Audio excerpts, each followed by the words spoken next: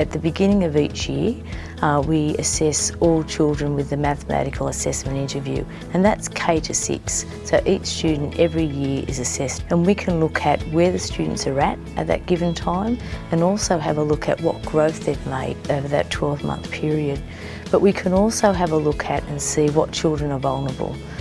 What children are not making the gains that they should be making. The data gives us really precise information on the children and their growth points, and we're able to use that data to differentiate across the grade or across the room the different levels of ability and the different learning needs of individual students.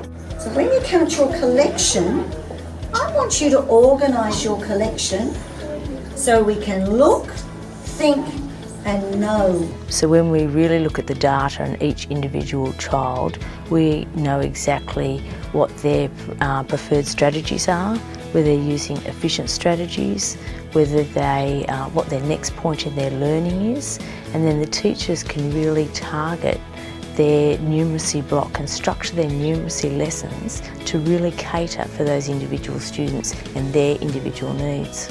At the end of every year, we have to try and estimate where we think our children have gone. So we use our data walls and we move them around and say, I think this child, from what I've seen based on observations in class, would now be operating at a growth point 5. So we do that, but then at the start of the new year, once they've done their MAI, we get a chance to look at our children from last year and think, okay, what did we do with this child that meant they went from a growth point 3 to a growth point 6? Like, what was it about that? But that opportunity to sit down with your teachers from your grade buddies from last year and have a think about, okay, what was it that worked? It's huge. It's very, very powerful because it's a really good reflection and gives you a chance to see what it was that you think benefited you in that teaching. No, I can definitely see the partial arrays and that feedback Mrs. Platt gave you is something that you're using here, and it would have made it a lot easier than if you were to be drawing out 120 circles every time. You might even like to look at not using circles next time and just using straight lines.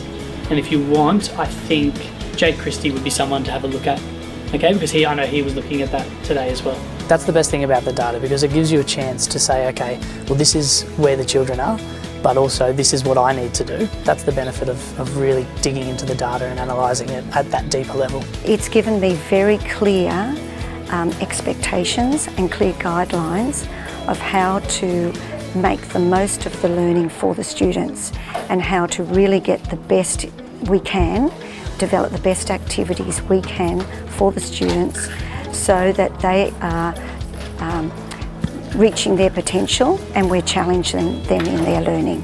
We're seeing wonderful results. The maths assessment interviews, the data we get from that tells us that this is working, and it tells us that we see that the students are motivated, they're so engaged, and they're showing us a genuine love of mathematics.